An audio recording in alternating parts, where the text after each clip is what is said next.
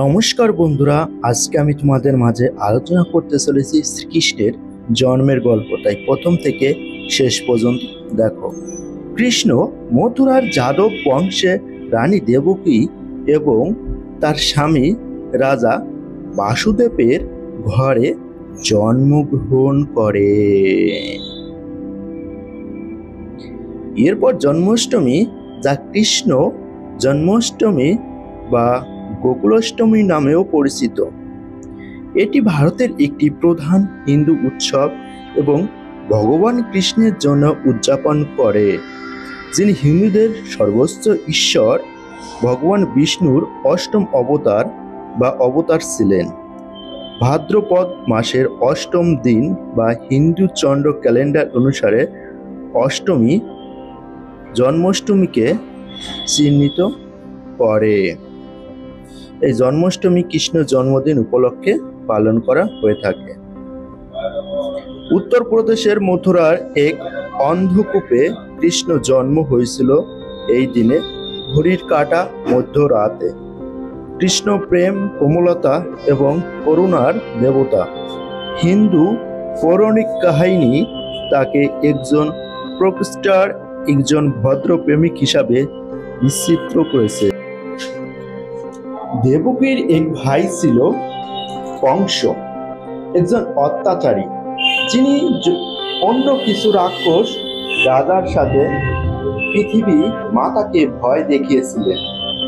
কংস তার পিতা পরোপকারী রাজা উগ্রসেনের কাছ থেকে মথুরার সিংহাসন কেড়ে নিয়েছিলেন। মা পৃথিবী একটি গরু রূপে নিয়ে তার দুর্দশা নিয়ে হিন্দু ধর্মের স্রষ্টা ভগবান ব্রহ্মার কাছে গিয়েছিলেন।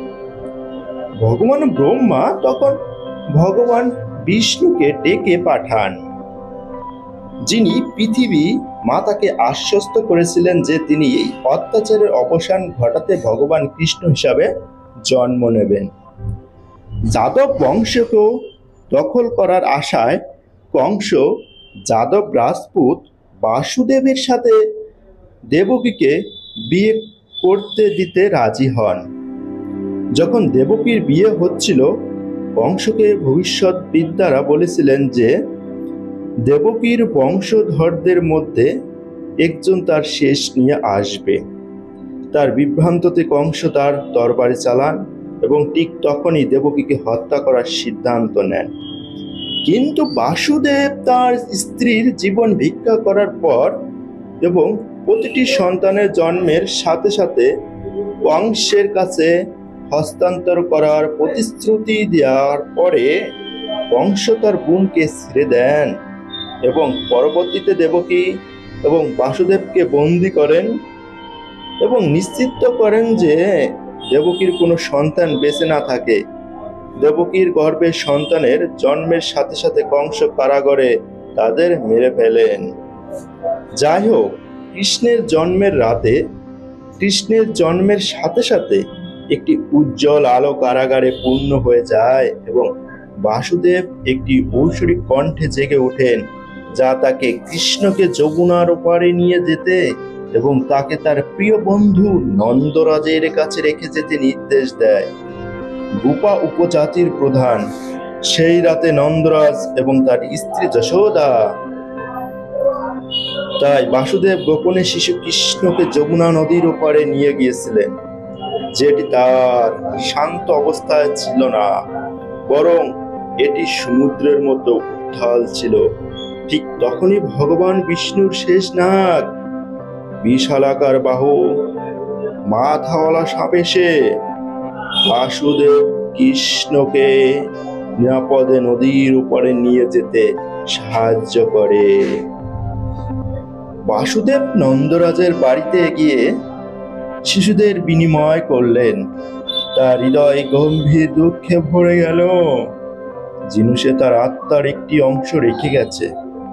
বিনিময় করা শিশুকে নিয়ে তিনি কারাগারে ফিরে গেলেন, যিনি দেবকীর পাশে শুয়ে পড়ার সাথে সাথে চিৎকার করে উঠলেন।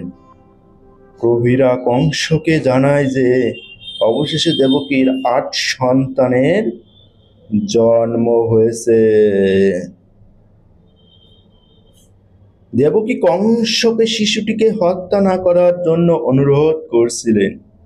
তিনি অনুনয় করছিলেন যে ভবিষ্যৎবাণীটি অবশ্যই ভুলে হয়েছে, কারণ তার ছেলে কংসের শেষ আনতে চেয়েছিল, কিন্তু কোনো লাভ হয়নি।